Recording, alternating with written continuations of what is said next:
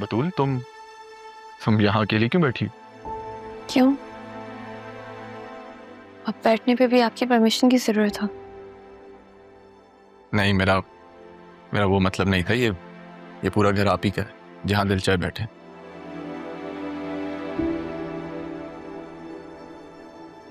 बस यूं आपके चेहरे पे उदासी देख के अच्छा नहीं लग रहा। दिल में गम और आंखों में आंसू ठहरे नहीं जाते। समझ सकता हूं मैं, लेकिन पता है, फरेब तो समझो एक साया है। तुम्हें उसी खुद फरेबी से बाहर आना होगा। जो कुछ भी हमारे साथ हुआ है, क्या हम ये जंग लड़ सकते हैं?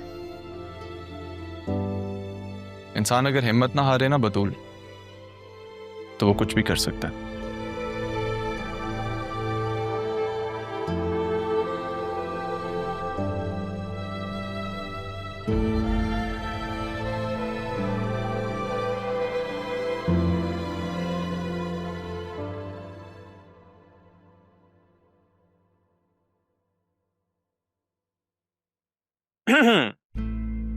अरे सर आप, sorry sir, I mean Shah Jahan. अरे आप जॉब पे नहीं आई, मैं आपके ऑफिस आया हूँ। आप बैठे ना।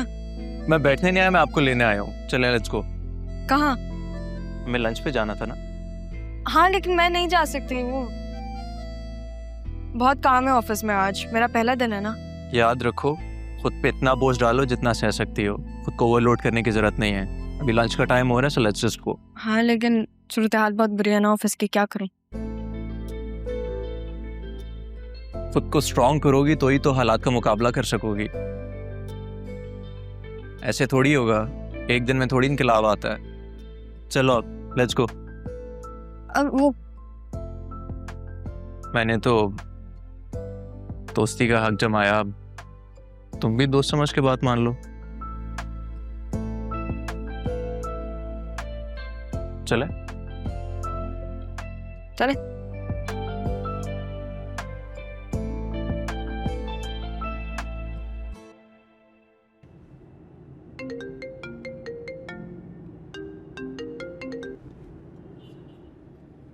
किसकी कॉल आ रही है? किसी की नहीं, ऐसी कॉल्स आती रहती हैं। तो ब्लॉक कर दे। नहीं, कभी कभी उठा के इनकी तबीयत ठीक कर देती हूँ। ये फनी। वैसे आज ऑफिस में किस किस से मुलाकात हुई? काफी अजीब सा दिन था। सब फायर हो चुके हैं, सिर्फ फरीद साहब और जमील साहब से मुलाकात हुई। और उसमें भी वो लोग मुझे बता रहे थे कि पता नहीं कितने दिन बाद ऑफिस खुला है। लेकिन ऐसा क्यों? I don't know. वो लोग भी ऑडिट की वजह से आए थे, जरियून भी आया हुआ था वहां पे। मुझे समझ में नहीं आ रहा, सारे अकाउंट्स खाली हैं, प्रोजेक्ट्स रुके हुए हैं, कोई अपना रहा ही नहीं है। ये बात तो आपने गलत कर दी। कौन सी बात? ठीक है, कोई अपना नहीं रहा, मैं हूं ना। हर कदम हर महाज पे आपके साथ कदम से कदम मिलाकर रहूंगा हमेशा। Thank you. लेकिन सबसे पहले हमें पता लगाना है कि ये सब कर कौन रहा है। क्या मतलब? सीईओ बनने के लिए सिर्फ नवासी होना जरूरी नहीं होता, दिमाग का होना भी जरूरी होता है। पता लगाना पड़ेगा कि आखिर ये सब कर कौन रहा है। तुमने कहा था कि जरियून भी ऑफिस आया था, उसे कैसे पता चला कि ऑफिस बंद था और वो वहां क्या करने आया था?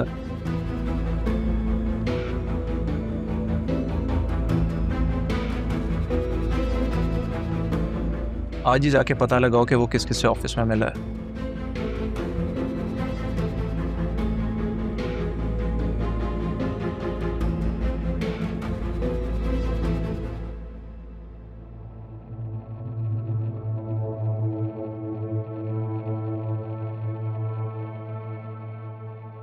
नहीं जरियून, तुम्हें ऑफिस नहीं जाना चाहिए था। तुम्हारे वहां जाने पे भी उसने ओवर रिएक्ट नहीं किया, ये बात मुझे हजम नहीं हो रही। डैड, आपके बेटे का भी कोई करिश्मा है। आपको क्या लगता है ये जो बतूल मदद मांगने गई है अरमान से और राहा अरमान को पसंद करती है, ये सब मैं होने दूंगा? मैंने राहा को वो फुटेजेस दिखा दी हैं बतूल और अरमान की। वो बदजहन हो चुकी है इन दोनों से। वो अरमान के पास वापस कभी नहीं जाएगी। याद है तुम्हें? मैंने तो कहा था तुमसे, तुम नहीं माने थे। अब देख लो, सब वही हैं उसके घर पे। डैड,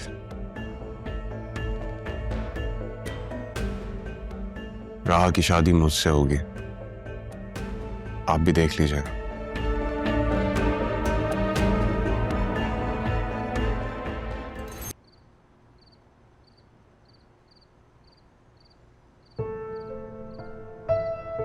आप यहाँ?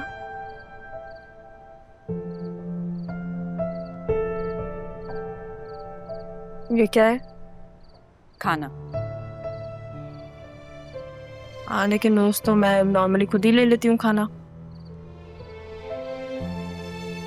माफी मांगने के लिए मेरे पास कोई बहाना तो होना जरूरी था ना। माफी?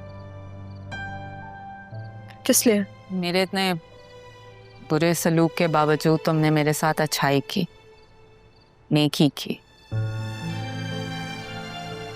सिद्रा को बुरे रास्ते पर चलने से बचाया, बुरे लोगों से बचाया, प्यार से समझाया। सिद्रा आपकी बेटी है, लेकिन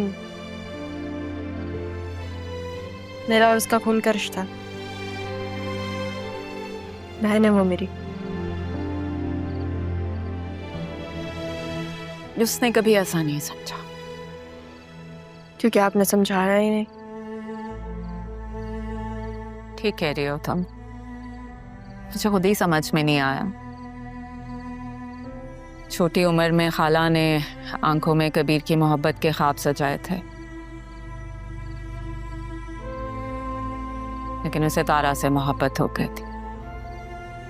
मेरी एक तरफा मोहब्बत के बीच में किसी का आ जाना मेरे दिल का जख्म बन गया था। लेकिन इसमें मेरा और मेरी माँ का क्या कसूर था?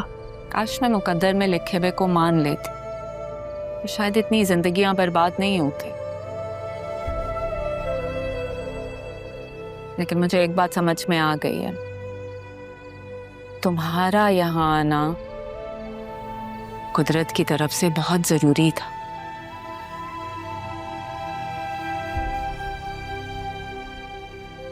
ताकि जिन रिश्तों और जज्बों को मैं उलझा बैठी थी, तुम्हारी वजह से वो सुलझ गए।